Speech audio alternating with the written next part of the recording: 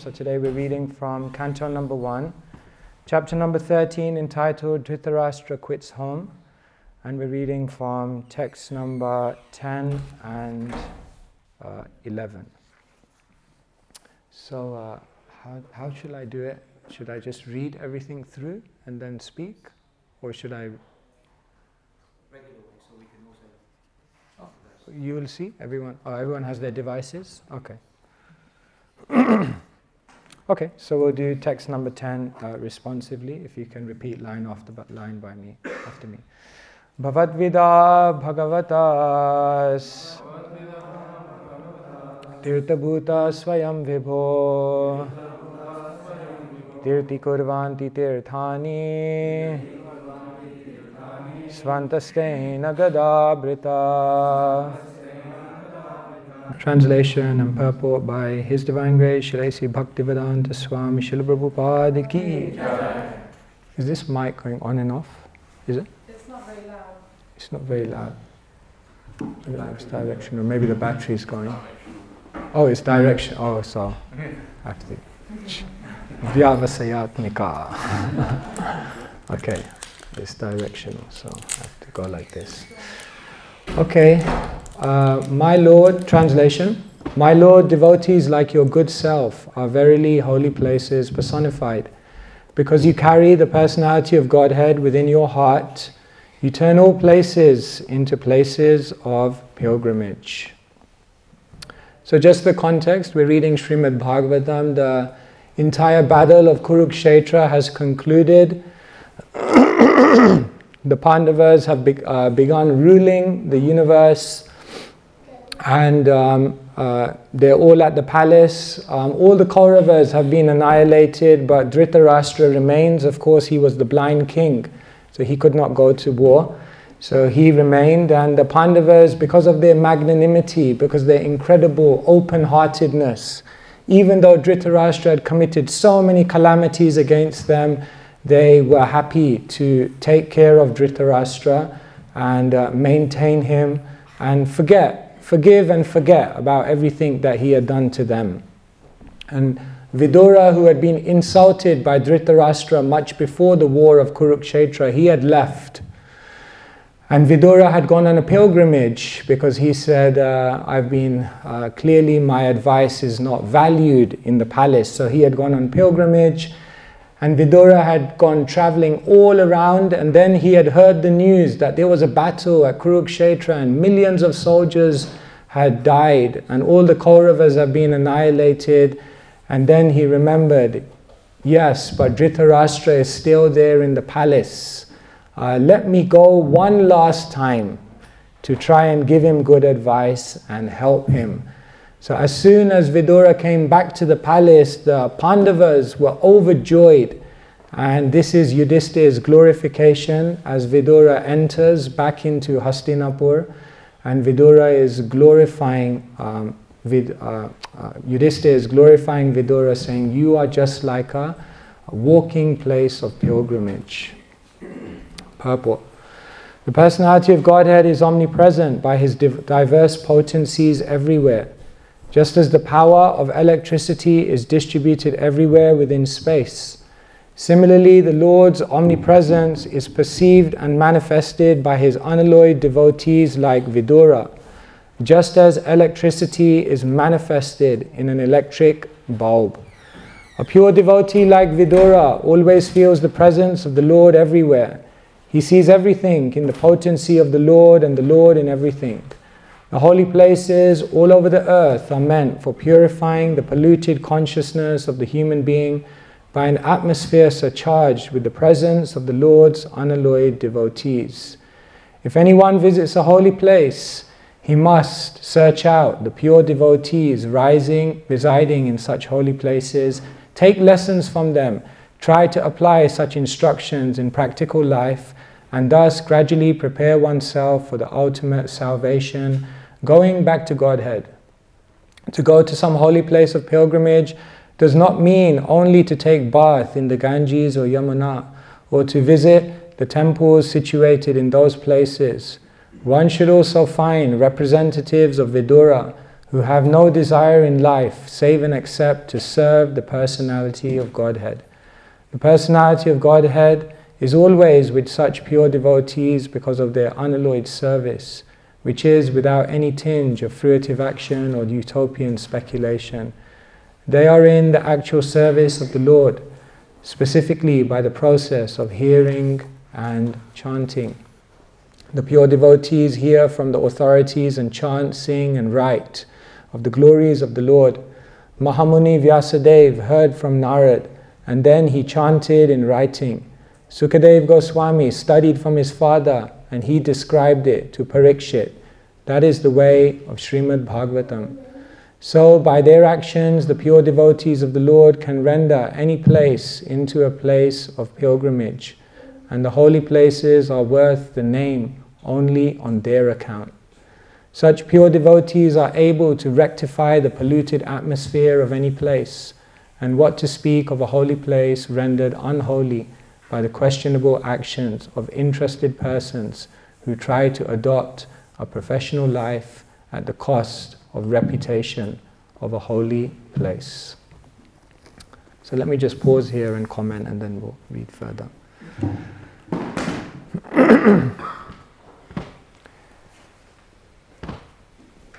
A holy place is a holy place because it gives one the opportunity to associate with the devotees. Bhagavatam says, Yatirtha buddhi shalile nakar hichit janeshva vigyesh sa eva go kara. If you go to a holy place, but you don't go and meet the saintly people there, then actually you've missed the point. Because it is the devotees who bring us Krishna.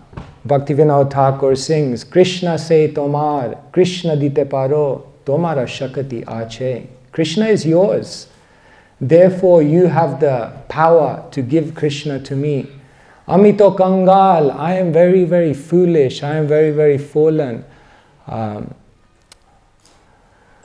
Kandiya, Kandiya, I'm crying and crying again and again. Dhai tava pache pache, I'm running after you, praying, give me Krishna, give me Krishna. So it is the devotees which give Krishna to us. Krishna bhakti janma mula hoya sadhu sang. Krishna bhakti prema teho punamakhya ang. Kaviraj Goswami says that Krishna bhakti janma mula, the root cause of Krishna bhakti arising within the heart of someone is sadhu sangha. You have to meet a sadhu, you have to meet a devotee. And therefore devotees are very dangerous. They say keep two chevrons apart. Right? Sometimes I say devotees are like agents of Vamandev.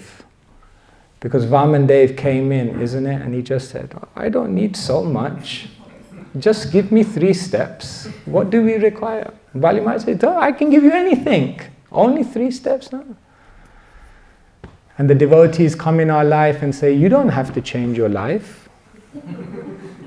Remain as you are, no problem. Just add, just chant a little bit. Keep on adding, and before you know it, there's nothing left to take away, because they've taken everything. So the devotees are amazing. If you look at this verse, one word is coming up. Tirtha, Tirthi, Tirthani. Tirtha is a very beautiful word. Tirtha means a holy place, but etymologically it means a bridge, a crossing place, a portal, a gateway, an entrance to eternity. We are in the material world, but then Krishna very, very mercifully brings the spiritual world here, so we go to Bhoma Vrindavan, because that's a tirtha. Even though within the material world, when you're in the boundaries of Vrindavan, then you can gain a glimpse into the other world. And therefore Vrindavan, Bhoma Vrindavan, the physical tirthas of this world are very, very special. So one type of tirtha, holy place, is the earthly tirtha, like Vrindavan, Mayapur, Puri. Another type of tirtha is the envisioned tirtha, because by the vision of a pure devotee, they can turn any place into a tirtha. Therefore Srila Prabhupada came and he turned a place in West Virginia into new Vrindavan. He turned a place in France into new Mayapur. He turned a place in Atlanta into new Panihati Dham. He came to Los Angeles, the heart of Hollywood, and what did he bring? New Dwarka. Because an envisioned Tirtha, by the vision of a pure devotee, they have captured Krishna, and therefore they can bring Krishna to any place, and then they install Krishna in the middle of the community. And then everyone, if they're focused on serving Krishna, then that place becomes like a Tirtha. Therefore, Granby Street has become a Tirtha. The earthly Tirtha, the envisioned Tirtha, but the other type of Tirtha is the individual Tirtha. When you are around someone who has captured Krishna within their heart, Bhagavatam says, Sadhavo hridayam mayam, sadhunam hridayam tvaham, madanyate na jananti, naham tebhyo managapi. Krishna says, the devotees are in my heart, I'm in their heart, they don't know anything but me, and I don't know anything but them. Sadhavo hridayam mayam, the devotee has captured. Therefore, when you are around someone who's extremely close to Krishna, then immediately you become very close to Krishna. You feel, oh wow, this is real, this works, this is amazing, this feels good. And therefore, Yudhishthira says to Vidura, you're a walking place of pilgrimage. Wherever you go, you turn that place into a place of pilgrimage. And that was Srila Prabhupada, who just traveled from place to place, always moving. One devotee said, Prabhupada, I just want to stay rooted at your lotus feet. Prabhupada said it would be very difficult because I'm constantly moving. Yes, the devotee moves place to place, town to town, sharing, giving, and bringing Krishna to the people. This is the only motivation of a devotee. So Vidura is like that. The Shastras are amazing because they're not just literal events that happened. You see, Madhvacharya explains this, that Shastra can be understood on 3 levels. One level of understanding Shastra is it's literal. These things happened. These are all historical accounts. Yes, there is Hastinapur. Yes, there was the battlefield of Kurukshetra. And all these events are actual events which happened. Shastra is literal. But Madhvacharya says, Shastra is also didactical, which means from all of these situations you learn many, many lessons. And therefore when we're reading these books, we're not just reading a historical account, but we're reading so much which can help us to understand how we should live life. So Madhvacharya says the Shastra is didactical. But then Madhvacharya says, further, the Shastra is also metaphorical. And therefore the Shastra is not just giving you lessons, but it's actually depicting the human condition. It's a metaphor of your own life. Here in this verse, the chapter is entitled Dhrtarastra Quits Home, and in this verse in particular we're hearing about Vidura coming back to that palace, that home. Vidura and Dhrtarastra perhaps represent metaphorically polar opposite mentalities. You see, this is very, very interesting. By the end of this class you can think, am I a Vidura or am I a Dhrtarastra? Because they specifically represent very, very striking mentalities within an individual. We know how they were both conceived, that there was Ambalika and the maidservant, and of course Bhishma Dev had made the vow never to have union, never to have children, and therefore they were all impregnated by Vyasadeva.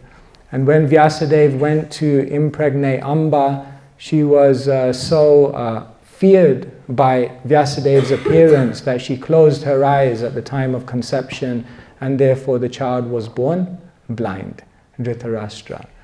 Ambalika knew not to make that mistake, but she was still very, very fearful. She was shaking, she was nervous, she turned very pale seeing the appearance of Vyasadeva, who had undergone so many years of austerity, and therefore when she had a child, it was Pandu, and he was born with not very good health, pale. And then the third impregnation was from the maidservant, who was spiritually accomplished, who understood the caliber of Vyasadeva, and therefore had full confidence, full faith in Vyasadeva, and therefore was not moved at all. And she had the child Vidura, who physically, mentally, intellectually and spiritually was an accomplished personality. But Dhrtarastra and Vidura, they are representing polar opposites, as I said. The first difference you see between Dhrtarastra and Vidura is Dhrtarastra, his whole life was in victim mentality. Whereas Vidura, his whole life, he was always in a grateful mood. You see, Dhrtarastra was always thinking, I'm blind, why did this misfortune overcome me? He was seeing that, yes, I'm a king, but I'm blind. Rather, he could have seen, I'm blind, but I'm a king. You see? Same thing, but where do you put the emphasis in your life? Dhrtarastra was always seeing that I was dealt a bad deck of cards. And therefore he was always lamenting, always regretting, always wishing it was different. Sometimes in our life we're like this. We always wish it was different. Not able to see that yes, Krishna is the master chess player and he's 10 moves ahead. So he's moving things in such a way that we can't always understand, and sometimes becoming bewildered, we're not able to appreciate and accept the plan of Krishna. So Dhrtarastra was stuck in victim mentality, whereas Vidura was always very, very grateful. Vidura was always very, very happy. He could have also been unhappy. He could have also been a victim. He could have also thought, I have knowledge, I have amazing wisdom, I'm more qualified actually than Dhrtarastra to lead this kingdom. But just because I was born from a maidservant, why should I be discriminated against? He could have thought like that, but he never did. He accepted, this is the will of Providence, and Providence always knows best. For a moment, we can begin to think in our life, how much are we victims, and how much are we in the mood of gratitude. There's one Brahmana in the 11th canto of the Bhagavatam, and he's analyzing the cause of suffering. And then in one beautiful verse he says, Nayam jano me sukhaduka hetur na devatatma griha karma kalaha manam param karanamamananti samsara chakram parivartayadyat. Very beautiful.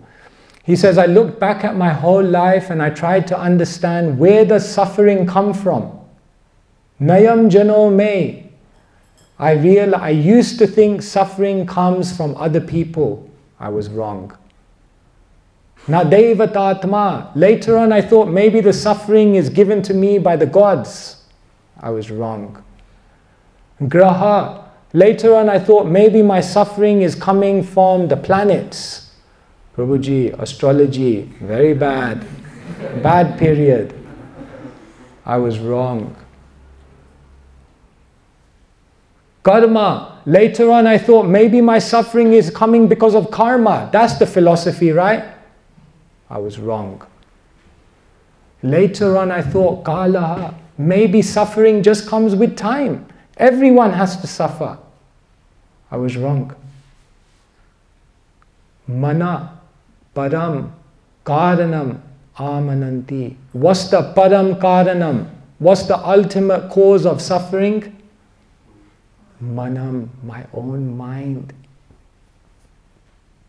We say there's 3 types of suffering: Adidevika, Adibhautika, Adhyatmika. But factually, there's only one type of suffering.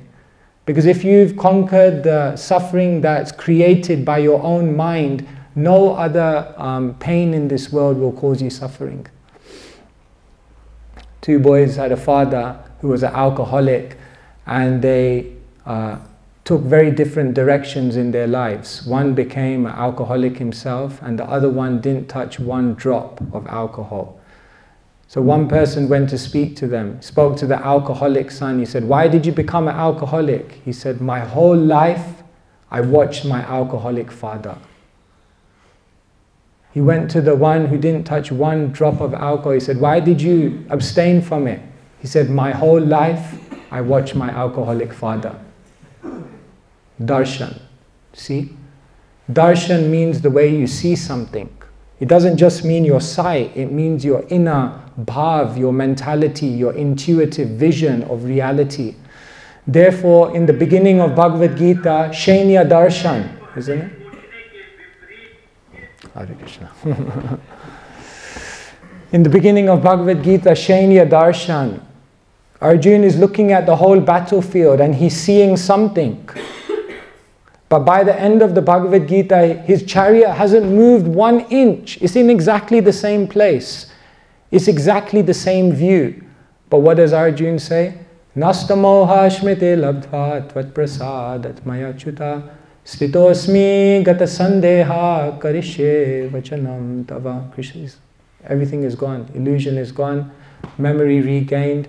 Doubts annihilated. Karishe vachanam tava. Complete clarity, complete conviction in what I know I need to do in my life. Darshan changes. Therefore, we all have a certain darshan of life. Dhrtarastra's darshan was that I'm a victim. Vidura's vision was one of gratitude. And gratitude is the mother of all qualities. When you appreciate everything that has been given to you, you see, gratitude is like digestion. Imagine you open your mouth and you put so much food in. That's like all the things you have received in your life. But then what you have to do is close your mouth and digest it. Because when you close your mouth and you digest it, 2 things happen. All of those things that have been given to you, all of the food that's gone into your mouth, it energizes your body. All of the things that I've given to you, it nourishes your life. And the second thing that happens when you digest is you open up more room to receive more. And similarly, when you are grateful for what has been given to you, what has been done for you, then you're able to receive more. You know the Sanskrit word for gratitude? Krita Gya. Beautiful word. Gya means to know, and Krita comes from the Sanskrit root to do. So literally, Krita Gya, the word for gratitude, is to know what has been done for you. To know what has been done for you. Another difference you see between Vidura and Dhrtarastra is that Vidura was completely flexible and fearless, whereas Dhrtarastra was fixed and fearful. Isn't it? The name Dhrtarastra, what does it mean? Rastra means a land, and Dhrtarastra, one meaning is one who's holding on to the land. He wasn't just holding on to the land, he was holding on to his plans. He was holding on to his material desires. He was holding on to his attachments. Fixed mentality, rigid. Whereas Vidura, he was flexible. When he saw that in the palace they were dishonoring him, then Vidura just put his bow at the entrance of the palace and he just left. He said, okay, Krishna has a different plan for me, let me leave. Because Vidura was flexible, he was fearless, because he was always moving with Krishna. But when you're fixed, when you're attached, then you become fearful, because then you're relying on yourself, your own calculations, your own plans. And therefore, deep inside, something tells you it's going to go wrong, it's going to go wrong. Isn't it? Fear is such a big emotion. People are fearful about everything. When they're happy, they're fearful it will end. When they're unhappy, they're fearful it will never end. We're fearful about so many things. But Abhaya Charana Aravinda, when you take shelter of Krishna, when you move with Krishna, when you accept that Krishna's hand is behind everything, then you become flexible and fearless. So Vidura was just flexible, fearless, ready to move. What does Vraja mean? Vraja, one meaning of Vraja is to move. Because the residents of Vrindavan, they are always moving with Krishna's plan. They're fearless, flexible, and fully available to whatever Krishna dictates in their life. Therefore, always moving with Krishna's plan. But Dhrtarastra, no. Very fixed. So many things he was trying to hold on to the land.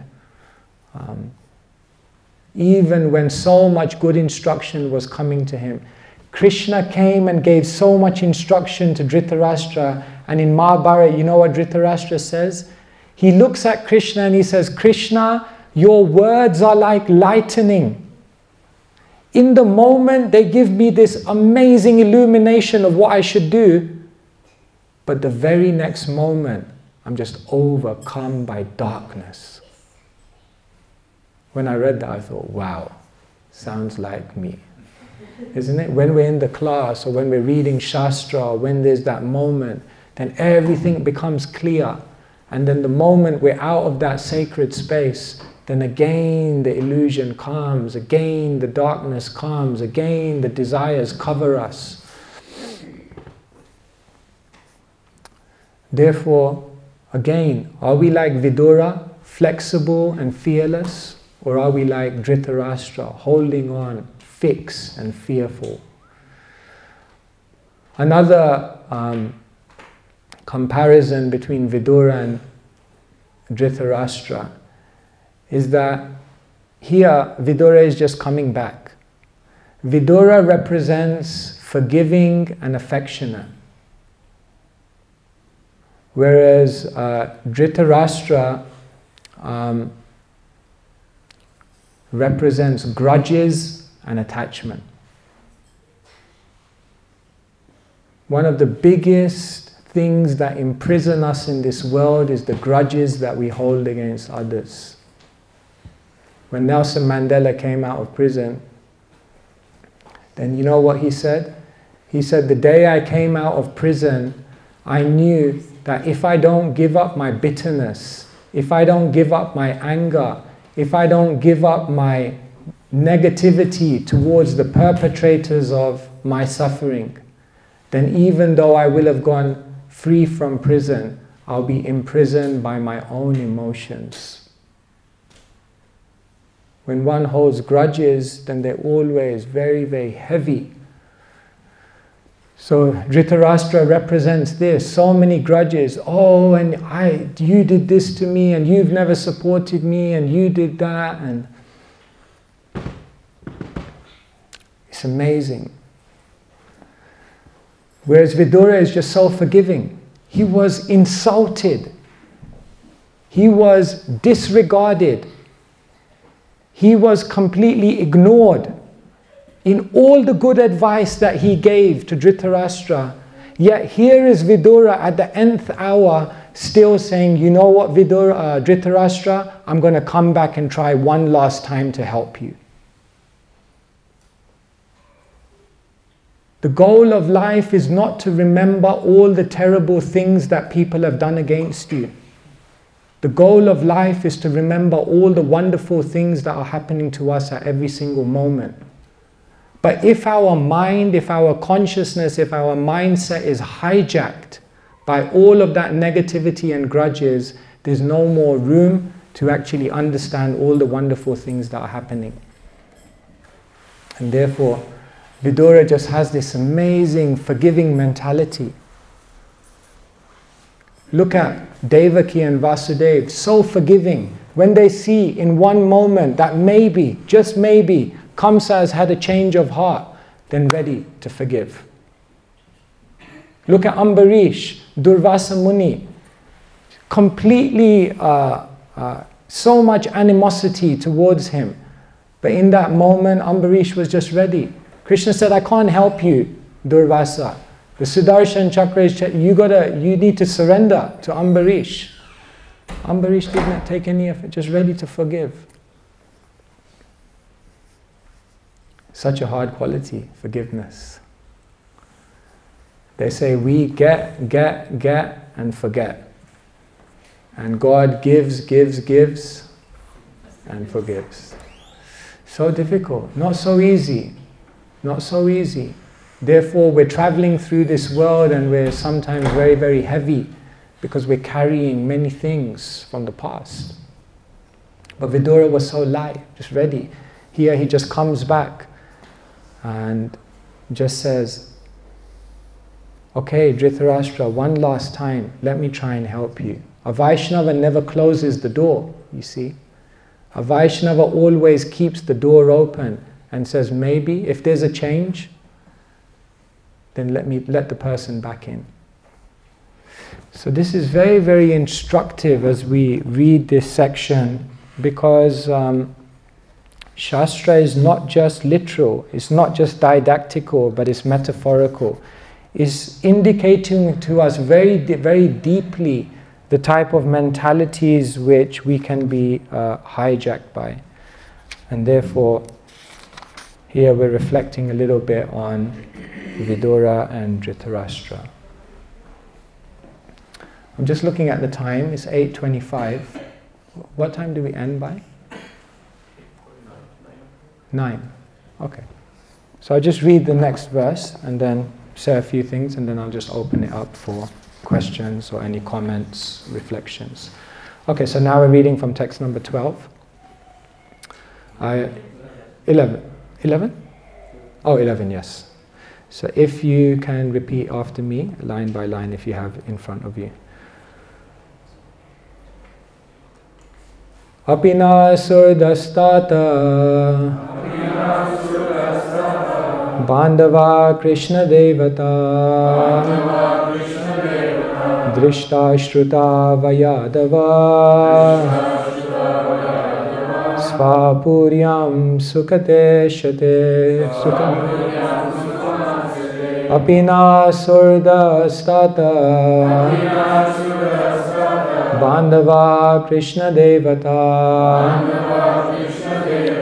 Drishta Shruta Vayadava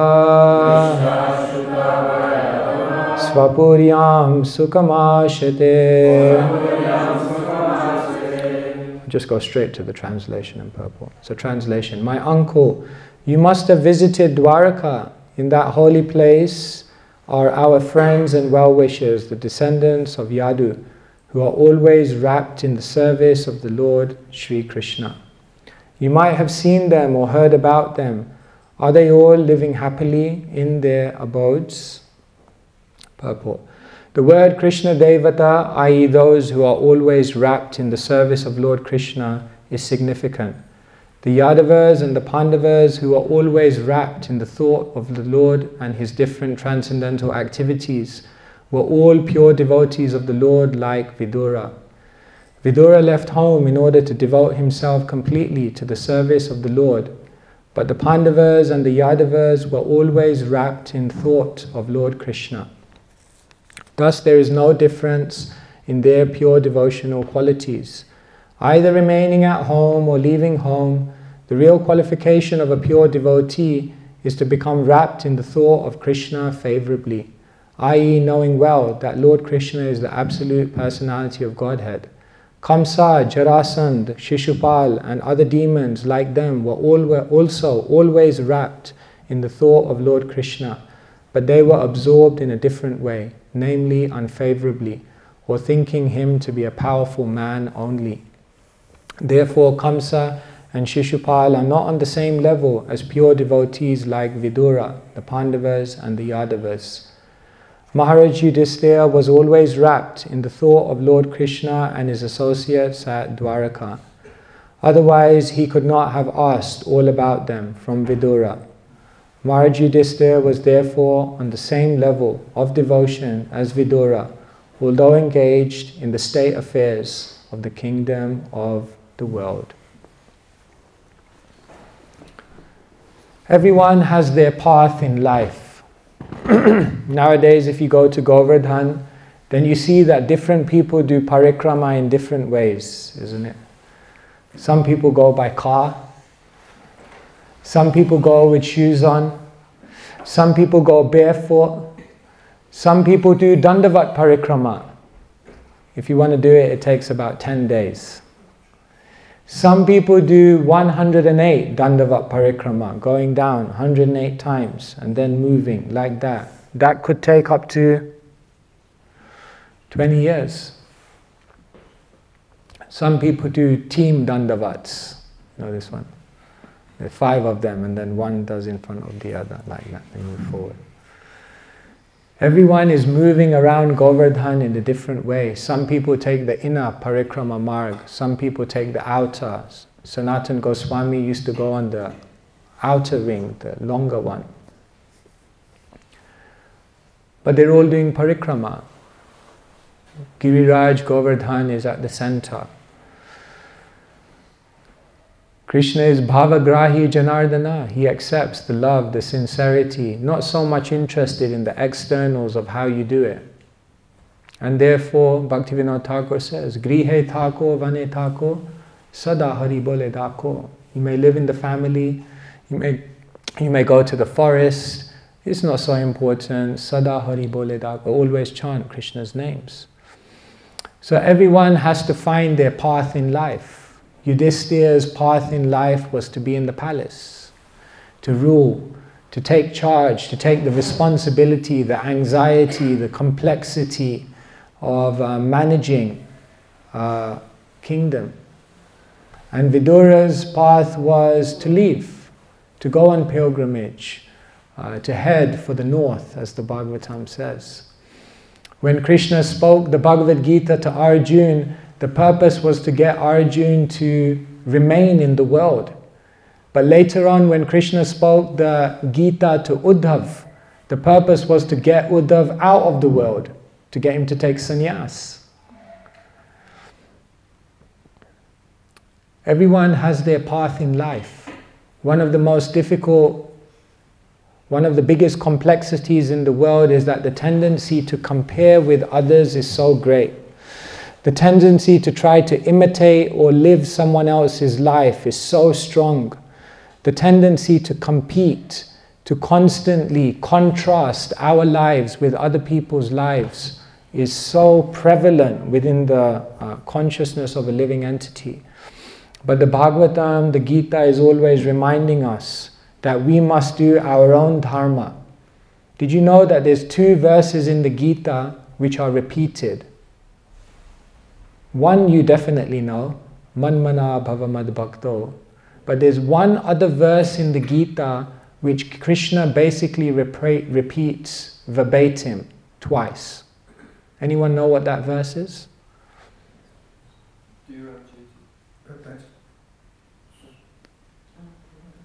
Sopna means basically the verse, it means don't imitate others. Yeah, Shreyan Swadharma Viguna Swadharma Parinistaya. There's only 2 verses repeated in the Gita, which means they're 2 very important messages. The first repeated verse in the Gita is, engage your mind in always thinking of me. In other words, embrace your Sanatan Dharma, the Dharma of the soul, which is always to remember Krishna and never forget him. But the other repeated verse in the Gita is embrace your Swadharma. Because everyone has their own dharma. Everyone has their own path. Everyone makes their own contribution. Einstein said, everyone is a genius. But if you convince a fish that it has to climb a tree, it will live its whole life thinking it's a failure. That's not what it's meant to do. Everyone has their own path. And therefore Krishna says, never try to do someone else's duty. Do your duty. Do your dharma. Find out your path and fully embrace your path. In this verse, Srila Prabhupada is beautifully bringing out the point that there's no difference between Yudhishthira and Vidura. They are both devotees of the highest caliber, because in their own positions they have learned how to make Krishna the center. And so this is the challenge for each one of us, that we have all accepted different positions in the Varnashram. Someone is a brahmachari, grihastha. Someone is a brahmastra. vanaprastha, sannyasi. Everyone has their own position. Everyone has a different varna. Everyone has a different occupation. Krishna has invested everyone with different qualities, abilities. One of the illusions of the world is that they say you can be anything you want to be. But we say no, but you can be everything you're meant to be. The world tells you you can be anything you want to be, and then takes people down a path in which they just become frustrated and blocked because that's not their dharma. But our Shastra says you can be everything you're meant to be, but you have to embrace your own dharma. You have to embrace your own path. You have to embrace and accept and acknowledge and appreciate the abilities that Krishna has given you. So this is beautiful in Varnashram. In the ancient times, everyone was having such wonderful guidance from the Guru, from the sages, that they were able to help them find their dharma. So some people have not found their dharma, and even those people who have found their dharma, they don't have the bravery to live their dharma. It's one thing finding your dharma, it's another thing to live your dharma.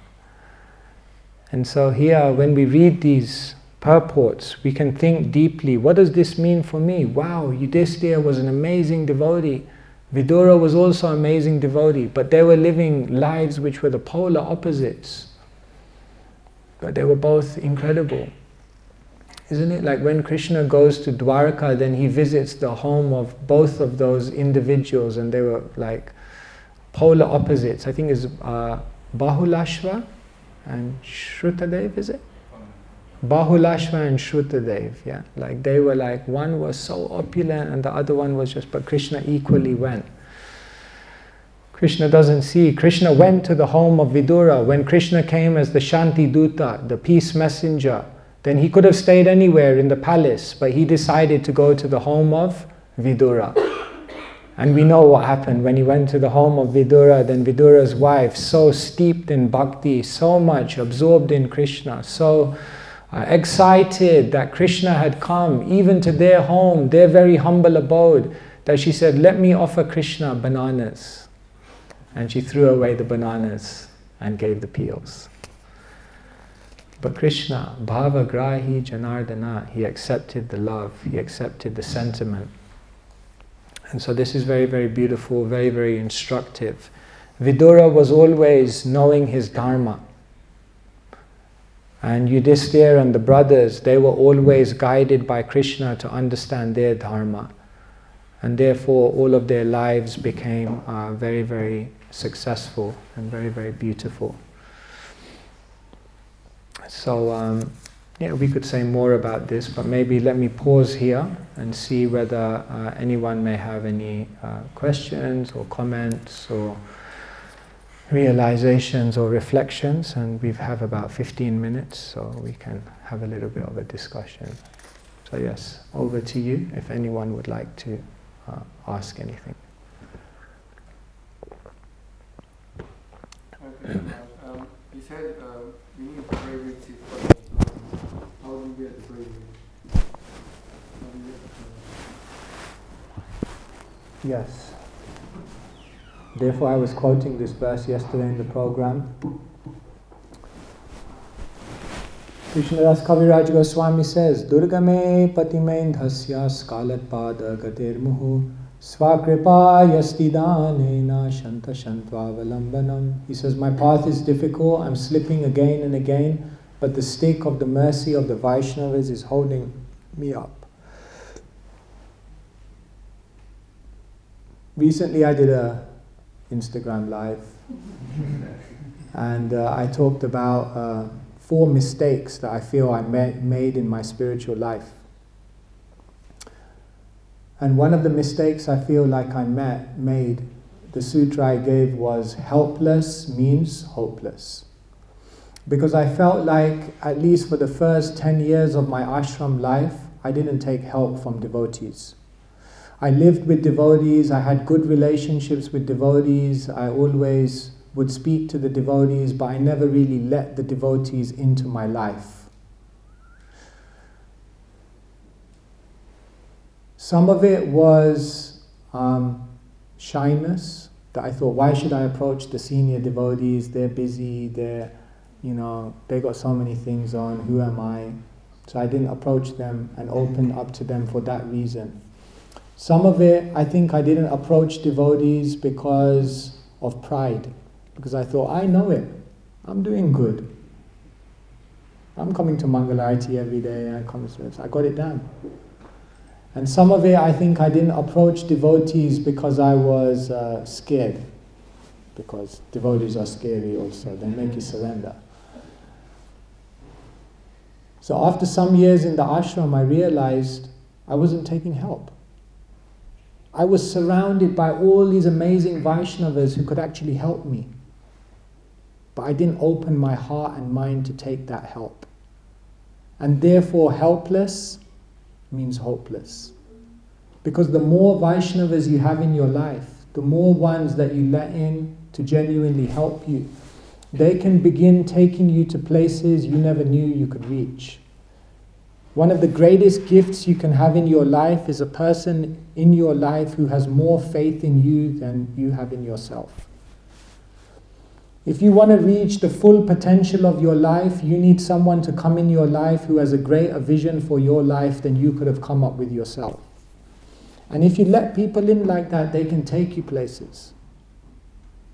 So if you want to get the bravery, the courage, the conviction to walk your path and fully embrace it, then take the help of the devotees.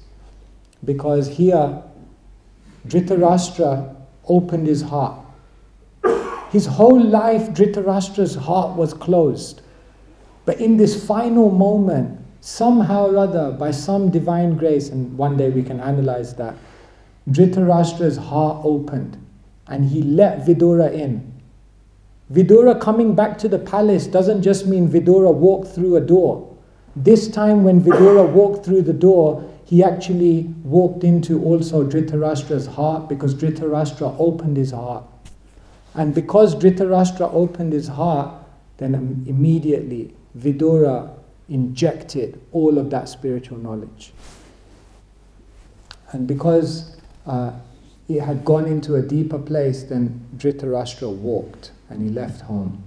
He did the unthinkable. The most attached, the most fixed, the most stubborn person left it all behind, because he opened not just the palace, but he opened his heart. So therefore, Srila Prabhupada said, if you think you can become Krishna conscious alone, you're a complete fool, complete pagal. No one in the Krishna consciousness movement is self-made. Every person served another great person. That is the way of Vaishnava life. So yes, we must take help. This is a very, very strong point that is being made in the Shastra again and again and again. Once the Swaminarayan sadhus had come to the manor, and I was having a conversation with one of them, and I asked them, for you, which is the most important verse in Bhagavatam? And he quoted a verse, and I was like, wow, I learned that verse a few weeks ago, before he had come. So it was interesting that he named it. He said that for the Swaminarayans, this is the most important verse from Bhagavatam. You want to know what it is? It's in 3rd canto. It's in Kapila Dev's instructions to Devahuti. And Kapila Dev says, Prashanga majaram pasham atmana kavayo vidu sa eva sadhushu krito moksha dvaram apavritam. Beautiful verse. Kapila Dev, he says, attachment to material people is the greatest source of entanglement. But when that attachment, saeva, sadhushu krito, when you switch that attachment to a saintly person, you become attached to them, you open your heart to them, you take guidance and help from them, and you let them guide and inspire your life. Moksha dvaram, the doors to liberation, abhavritam, are all opened. So for the Swaminarayans, that's the most important verse from Bhagavatam. Become somehow or other attached to a devotee. Once Prabhupada was giving a Pando program, and then someone in the crowd asked, Swamiji, what about if at the end of life we don't remember Krishna but we remember you? So Prabhupada didn't hear. He said, what did he? So the devotee said, Prabhupada, he's asking, what if at the end of life he doesn't remember Krishna but he remembers you? Prabhupada said, that is all right. Yes, because Krishna's devotees and Krishna are inseparable. They take you to Krishna. Krishna se tomad, Krishna dite paro. So we must take help. But yesterday we were discussing that yes, we must take help from devotees, but we must also fly our own plane as well. So one extreme is that you don't take help from devotees, and one other extreme is you expect all the devotees to do it for you. The devotees are not going to come to your bed at 4 o'clock in the morning, grab you out, throw you in the shower, get you out, and then throw you into the temple room for Mangalarati. There have been Hare Krishna regimes like that. Nowadays they don't do that. Nowadays they'll tell you before you go to sleep, see you at Mangalarati, but when the alarm goes off at 3:30, you got the decision to make. One devotee used to tell me the distance between the material world and the spiritual world is the distance between your sleeping bag and the bathroom at 3:30 in the morning. If you can make that journey, then there's a good chance you'll make that journey. So you also have to become self-sufficient, but take help, because helpless means hopeless. Sorry, that was a very long-winded answer. But thank you. Yes? Mark, thank you so much for your class. On the point of forgiveness, it's a tough quality to The toughest. cultivate. So a question I usually get asked is there a limit in forgiving a repetitive experience? Yeah. So one important thing is when we talk about forgiveness, there's an internal forgiveness and then there's the external practicality. When we say you forgive someone, it doesn't mean that you have to keep interacting with the person in exactly the same way. It doesn't mean that you can take practical action. But internally it means to not hold a grudge against someone, to not hold that negativity, to not hold that bad feeling. It's interesting, Dhrtarastra at the end of his life, did he go back home, back to Godhead? He said that he attained the absolute, but he didn't go back to Godhead. And the acharyas, they say there was one thing that Dhrtarastra had, which was holding him back. And you know what it was? He still had some animosity and bad feeling towards the Pandavas. That was holding him back. Everything he had done, he'd left the palace, he'd given up his ideas, but still within him there was that. And that was holding him back. So when we say forgiveness, for example, if someone hurts you, to forgive them doesn't mean that you just go right back to them and let them hurt you again. No, you may need to keep a distance, you may need to deal with them in a different way, but it means that we should go to bed at night not holding a bad feeling against them and realizing that whatever happened, I also have to take responsibility for this and grow from this and move on from this. So I just wanted to make that distinction, because sometimes we think forgiveness means, it doesn't mean you lose your intelligence, it doesn't mean you lose your practicality, but it does mean internally that we learn to let things go. Yeah. Is that you were talking about dharma, finding the dharma. So how do devotees go about finding their dharma? Is it like a process of elimination? You may have to try so many different things before you realize what your place is, or is there another way? Yeah, I think finding dharma is not like an overnight thing. Finding dharma happens over time. It's interesting also, dharmas change with time. Dharmas change with changing situations as well. So dharma is also a dynamic thing. But generally, what I share with devotees is when we want to find our dharma, it's really three things: awareness, asking, and attempting. So awareness means the first thing we have to do is become more aware of our own personality. Many people don't actually know themselves that well. You think like, of course I know myself. I've been living with myself my whole life. But actually we don't know, because sometimes in the noise of the world told you, be like this, do this. And we never really heard or acknowledged what internally our disposition is. So become more self-aware of yourself. What are your strengths? What are your weaknesses? What activities give you energy? What have you done in the past that's always bore fruit? Where do you find your consciousness rises?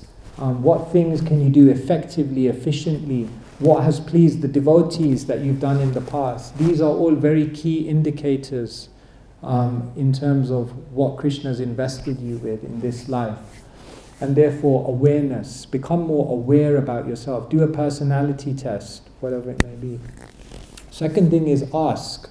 We're talking here about having people who know you, having people who have seen your journey. They say the best friends are sajatiya, they're like-minded, snehasya, they have affection for you, and ashraya, they can give you shelter because of their spiritual vision. So when we have people like this in our life, they can help us to also uncover our dharma. And the final thing is, as you said, attempt. Just try. Try different things. Don't be scared to venture and try different services, try different ways of living, functioning. And if you do these things, then gradually it will become more and more apparent to you what you're meant to do. And it's said that if you protect your dharma, then your dharma protects you. Because when you're living in your dharma, you'll be at your strongest. And therefore all the other diversions and temptations of life will not attack you in the same way. So, yeah, broadly speaking, you can say that. From the ladies' side, yes, sure, next year. So two of the words that we mentioned today was, one was victim, and the next was the Svadharma. As soon as we start speaking about dharma generally, we can usually get into the idea that it's predestined or prescribed. Already fixed, yeah. Yes, it's fixed. So this is the first time I'm hearing about Svadharma in this open-minded way. Usually it's like your varnashram dharma is quite fixed. And when we try to understand that dharma, there's not really much leeway. Like with Svadharma, you don't really, it's not like you go on with an exploration to find out what it is. And then again with that victim mentality, because we live in a world which it feels like it's rampant, everyone is joining the bandwagon of victimhood. But as soon as we mention dharma, the disparity immediately puts us off from hearing about dharma. Because immediately you feel like, well, we must be victims of this disparity in dharma. So this oneness idea feels very, attractive. We're all one, there's no difference. None of us should be, I guess what I'm getting at is, what is it that we can use in our dharma that will help us not feel like victims? Especially in this day and age where we have to share that dharma is going to protect you. If I'm trying to explain to my children or anyone listening to me that your dharma is there to protect you, it's good for you, the initial reaction will be like, well, you're kind of telling me what to do, and you're coming from a place of privilege, you're telling me what to do, and therefore I reject it. Mm-hmm. Yeah, okay, good. Yeah, thank you. Two very, okay, I'll answer the first one. Probably by the time I try to answer the first one, I'll probably forgot what you said.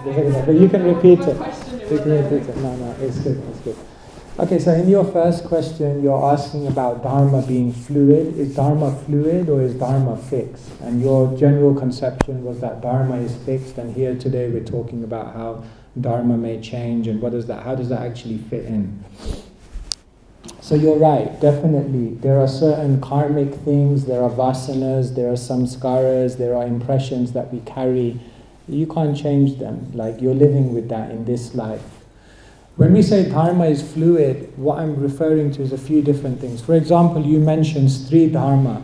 So you're a lady, you're a wife, you're a mother. You have a certain Dharma. That's already talked about in Shastra. That doesn't change. But it does change in the sense that the way you live that Dharma in this day and age is different. If you go 50 years back to Vrindavan and you live out your Stri Dharma there, it would look, in one sense, very different to how you're living your Stri Dharma here. So when I say Dharma is also fluid, what I'm also talking about is the application of that Dharma and how we embrace our Dharma appropriately according to the time, place and circumstance within which we're living. Another reason why Dharma is fluid is because, in this sense, is because Dharma is not embraced in a vacuum. For example, sometimes there are emergency situations, or sometimes there are environments around you, and this is called apad dharma, emergency dharma. There may be things that you have to adopt for some time. You have to also be dynamic. Sometimes you're in the movement and you're like, there's no one to wash the pots. You can't be like, well, that's not really my dharma. He said you have to follow your dharma. I'm a teacher. I don't know. Dharma protects you. No, we're moving. It's interesting, in the Hare Krishna movement, in the morning, you can give the Bhagavatam class and be a Brahmana. And then after class, you can go to the ashram and clean the toilets, because it's your day on the rota, and you can be a Sudra. And then in the day, you can go out on the street and tell people, yoga, meditation, give a donation. It's really good. You're charming. You're amazing. Why don't you take this book? And all of a sudden, it feels like you're a Vaishya. And then in the evening, you come back, and then there's a meeting, and all of a sudden, you're thrown into the managerial chaos of ISKCON. And nowadays, you're Kshatriya. Interesting. And behind all of that, a Vaishnava. A Vaishnava first, and then embracing many dharmas in one sense. So dharma is not one-dimensional. It's, in this sense, it's dynamic. But you are definitely, I acknowledge your point, that there are certain things that will never. It's just us, and we have to honor that.